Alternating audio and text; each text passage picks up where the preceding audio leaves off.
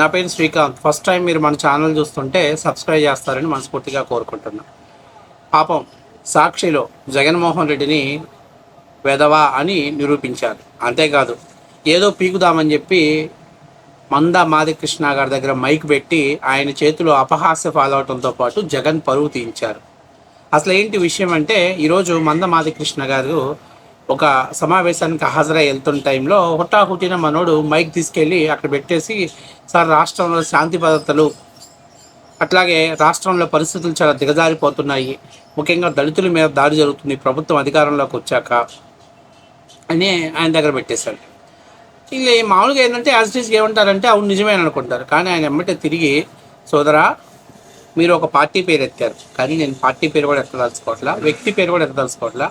గత ప్రభుత్వంలో మా వ్యక్తి అంటే డాక్టర్ సుధాకర్ గారిని చేతులు వెనక్కి విరిసి కట్టేశారు.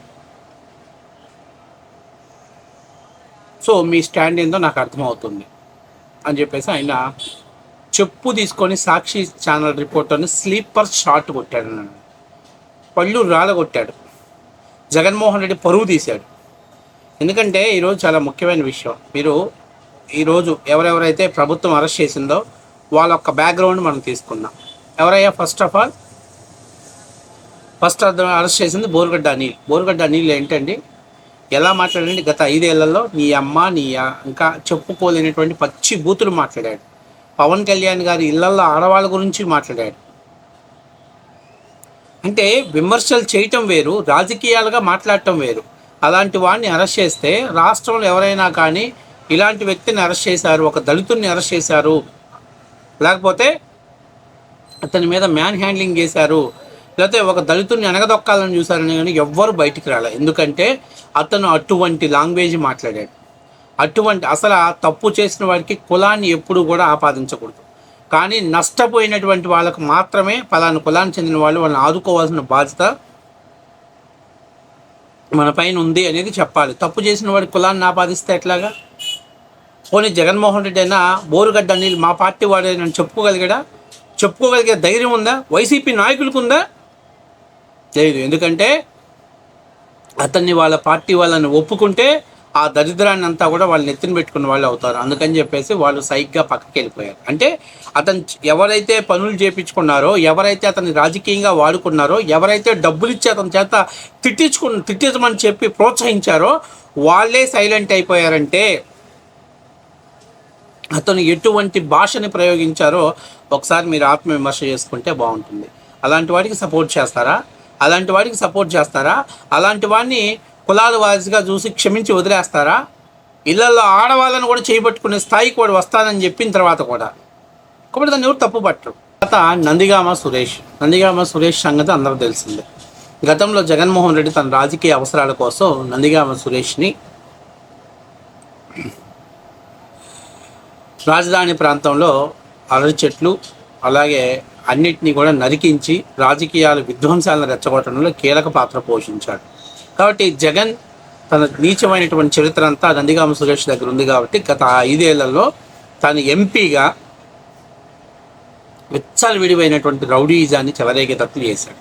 దాని తాలూకా పాపాలే శాపాలే ఆయన అరెస్ట్ చేసి జైల్లో పెట్టాల్సిన పరిస్థితి ఏర్పడింది. కేవలం జగన్ తన రాజకీయ అవసరాల కోసం మాత్రమే వాళ్ళ భవిష్యత్తు నాశనం చేశాడు. ఇది వాస్తవ విషయం. ఎవరు ఒప్పుకున్నా ఒప్పుకోకపోయినా ఇది వాస్తవ విషయం. అంటే తన రాజకీయ అవసరాల కోసం జగన్మోహన్ రెడ్డిని దళితుల్ని ఎలా వాడుకుంటున్నాడనే దానికి నిదర్శనం ఇది. మరి జగన్మోహన్ రెడ్డికి దళితుల మీద అంత ప్రేమ ఉంటే చంద్రబాబు నాయుడు గారు ఎప్పుడో ఒక పదాన్ని మాట్లాడిన దాని గురించి మాట్లాడిన వీళ్ళు నిజంగా దళితుల మీద ప్రేమ ఉంటే గత 5 ఏళ్లలో ఒక దళిత డాక్టర్ని చేతులు ఇరగదీసి వెనక్కి ఎందుకు కట్టేస్తారు? అంత పాపం ఆయన ఏం చేశాడు? ఆయన ఒకవేళ తప్పు చేశాడంటే చట్ట ప్రకారం ఆయన కోర్టులో నిలబెట్టేది. ఒక వీడియో చూపిస్తున్నారు, మోడీని తిట్టారు, వాళ్ళని తిట్టారని. చట్ట ప్రకారం కోర్టులో నిలబెట్టి ఆయనకు శిక్ష వేయించవచ్చు కదా.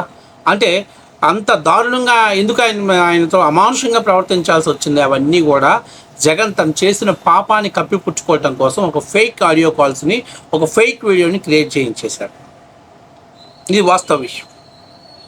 మేబీ జగన్మోహన్ రెడ్డి బెదిరించి మాట్లాడించుండొచ్చు, తనకు సింపతి అనేది రావటం కోసం. ఎవరు ఏం నమ్మలేని పరిస్థితి. ఇక తర్వాత పోతే నిజంగా జగన్మోహన్ రెడ్డి దళితుల మీద ప్రేమ ఉంటే, ఒక ఎమ్మెల్సీ, ఆయన పార్టీలో ఉన్నటువంటి ఎమ్మెల్సీ ఒక దళితుడిని చంపి డోర్ డెలివరీ చేస్తే ఆ ఎమ్మెల్సీ అరెస్ట్ అయ్యి 3 నెలల్లోనే బయటకు వచ్చేసాడు. అసలు అతను అరెస్ట్ అవడానికి కూడా ఒక సినీ పక్కీలో నడిచింది. దళిత సంఘాలన్నీ ఉధృతంగా ఉద్యమం చేయటం, అయ్యో రేపు రాబోయే ఎలక్షన్స్లో మనం దెబ్బతింటామని భయపడిన జగన్మోహన్ రెడ్డి ఆ ఉద్యమాన్ని చల్లార్చడం కోసం ఆయన ఎమ్మెల్సీ అనంతబాబుని అరెస్ట్ చేయించి 90 రోజుల వరకు కూడా మళ్ళీ ఛార్జ్షీట్ ఫైల్ చేయకపోతే ఆయనకు బెయిల్ రావడానికి కావాల్సిన లూప్ లైన్ని ఉపయోగించుకునేలా చేశాడు.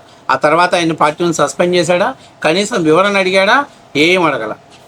ఒక దళితుడికి శిరోమణనం చేశారు, ఒక జడ్జిని అవమానం చేశారు, ఒక అనితారాయ్ లాంటి డాక్టర్ అనితారాయ్ని అవమానం చేశారు. ఇలాగా అనేక మంది దళితుల మీద దాడులు జరిగితే నోరు మెదపల అప్పటి ముఖ్యమంత్రి గారు.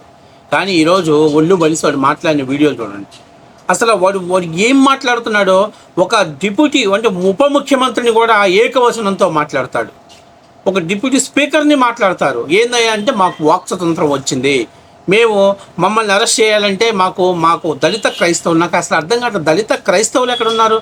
దళితుల్లో కులాలే లేవన్నప్పుడు, ఈ క్రిస్టియానిటీలో కులాలే లేవన్నప్పుడు క్రైస్తవ దళితులని ఎట్లా వచ్చింది? ఎక్కడి నుంచి పుట్టించుకొచ్చారు ఈ పదాన్ని? మీ రాజకీయ అవసరం కోసం పుట్టించారు, మీ రాజకీయ స్వలాభం కోసం పుట్టించారు ఈ పదాన్ని.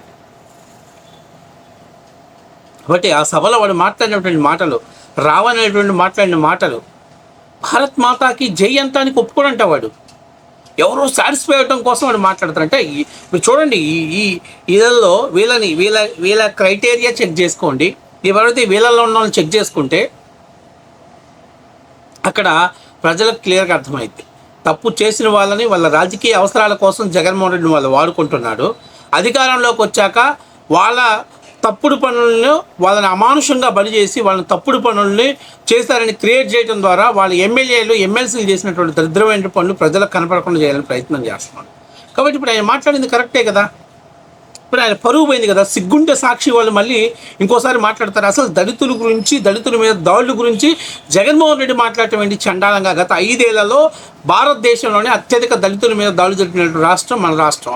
అంతేకాకుండా ఎస్సీ ఎస్టీ అట్రాసిటీ కేసులను దుర్వినియోగం పరిచినటువంటి రాష్ట్రం మన ఆంధ్రప్రదేశ్. అంతేకాకుండా దరిద్రమైనటువంటి భూములు ఇచ్చినటువంటి ఎస్సీ ఎస్టీ రైతుల మీద ఎస్సీ ఎస్టీ అట్రాసిటీ కేసు పెట్టినటువంటి దరిద్రమైనటువంటి రాష్ట్రం ఏదైనా ఉందంటే 2019-24 వరకు జగన్మోహన్ రెడ్డి ప్రభుత్వంలో. వీళ్ళు మళ్ళీ వచ్చేసి రాష్ట్రంలో దళితుల మీద దాడులు జరుగుతున్నాయి, దళితుల మీద ప్రభుత్వాలు దళితులను అనగదొక్కాలని చూస్తున్నాయి. దేనికి? జగన్మోహన్ రెడ్డి ఓటు బ్యాంకింగ్ పెంచడం కోసం, జగన్మోహన్ రెడ్డికి భజన చేయడం కోసం.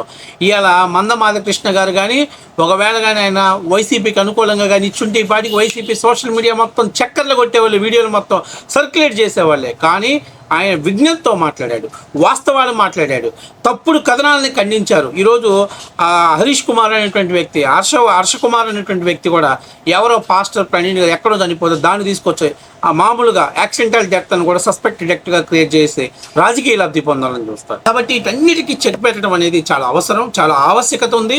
ఎందుకంటే ఇలాంటి వదిలేస్తే, చూసి చూడట్టుగా వదిలేస్తే ఖచ్చితంగా రేపటి నుంచి ప్రతి ఒక్కరు దీని గురించే మాట్లాడతారు, ప్రతి ఒక్కరు దీని గురించే ప్రస్తావిస్తుంటాడు. దీనికి ఈరోజు ముగింపు పెట్టాలి. ఈరోజు నడుతున్న వీళ్ళల్లో ఎవరైనా ఈ ప్రభుత్వ హయాంలో అరెస్ట్ చేసిన వాళ్ళు ఎవరైనా సరే వాళ్ళు దళితుల కోసం పనిచేశారా? వాళ్ళు వ్యక్తిగత స్వార్థ ప్రయోజనాల కోసం పనిచేశారు. కానీ ఆ రోజు ఎవ్వరు కూడా తమ వ్యక్తిగత స్వార్థం కోసం పనిచేయాలి. అమానుషంగా బలైపోయారు, అన్యాయంగా బలైపోయారు, లేదా సమాజం కోసం పనిచేస్తున్న వాళ్ళు బలైపోయారు. సో వాళ్ళకి వీళ్ళకి కంపేర్ చేస్తే, అందుకే నేను ఆయన గౌరవం మీద ఒకే ఒక చిన్న ఎగ్జాంపుల్ చెప్పేశాడు. సాక్షి వాడు నోరు ముయించేశాడు. ఇంకో క్వశ్చన్ అడిగే ఛాన్స్ లేదు. అందుకే మూసుకొని అక్కడి నుంచి తుర్రుమంటూ పారిపోయాడు మనోడు.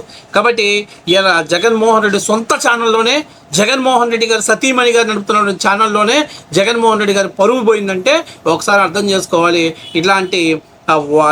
ఇలాంటి చెత్త రాజకీయాలకు చేయటమైనా బంద్ చేయాలి. వాస్తవాన్ని ప్రోత్సహిద్దాం. కులాల మధ్య, మతాల మధ్య అభివృద్ధి చేయటం చేతగాని వాళ్ళే వాటి మధ్య చిచ్చులు పెట్టి రాజకీయ లబ్ధి పొందాలని చూస్తారనేది వాస్తవ విషయం.